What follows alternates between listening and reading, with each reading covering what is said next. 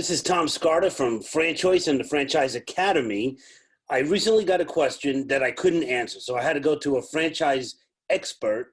So I went to Ryan Zink to get the answer to why do some franchises collect royalties on a weekly basis and some collect royalties on a monthly basis?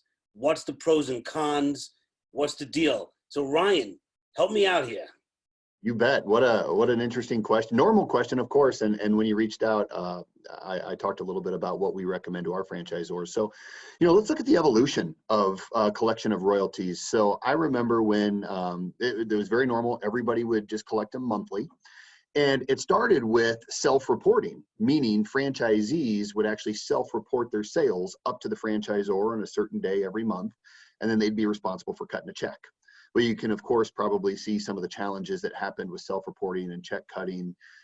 Every once in a while, there was disputes on whether or not there was the accuracy of the self-reporting of sales, if it was done correctly, and then, of course, cutting of checks, which leads to late payments, other late fees, other collections, etc.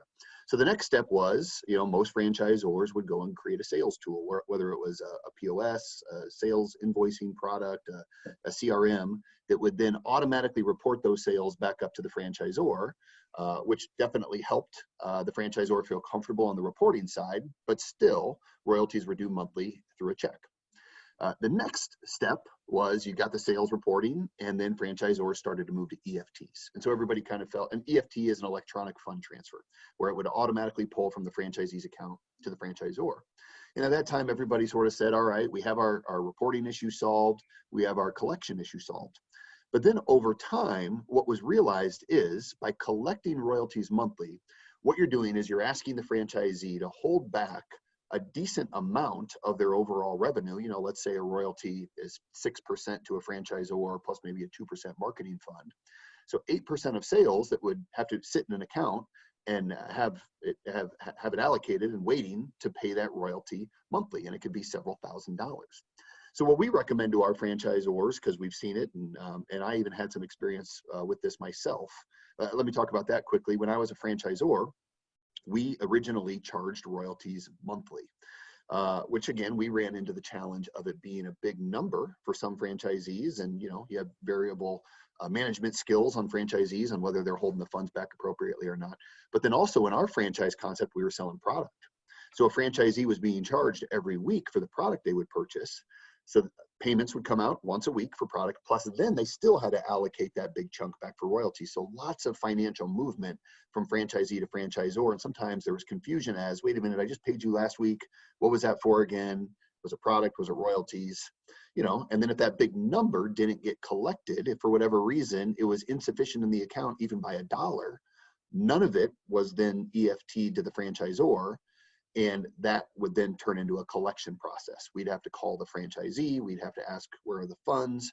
If the franchisee hadn't properly managed for those funds and they weren't there, they had to go create more sales or figure out a way to get that money into the account.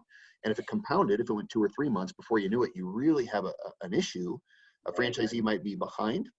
And, there's all kinds of challenges whenever somebody gets behind on bills in that scenario. Yeah.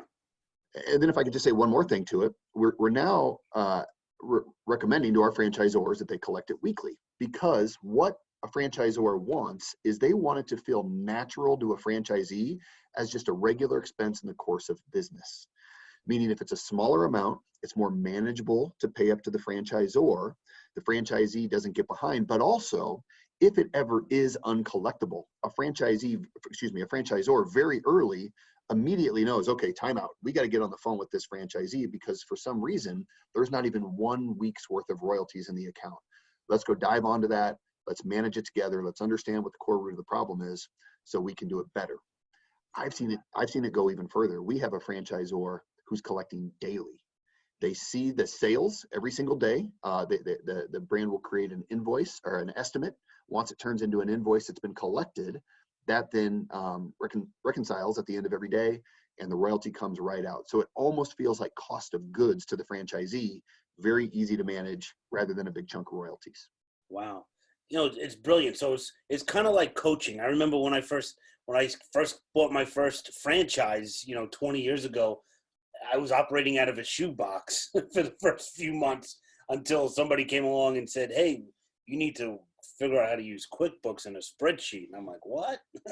So, and it was a different kind of business. It was, we didn't have a POS system. But anyway, that is really great, Ryan. I really appreciate your insight. Thank you so much. And perhaps I could ring you up for another question if I get stuck. Anytime for you, Tom. Happy to do it. Well, I appreciate it. Say hello to everybody over there at Franchise Fast Lane. And you guys are doing a fabulous job. We'll talk soon. All right. Thank you.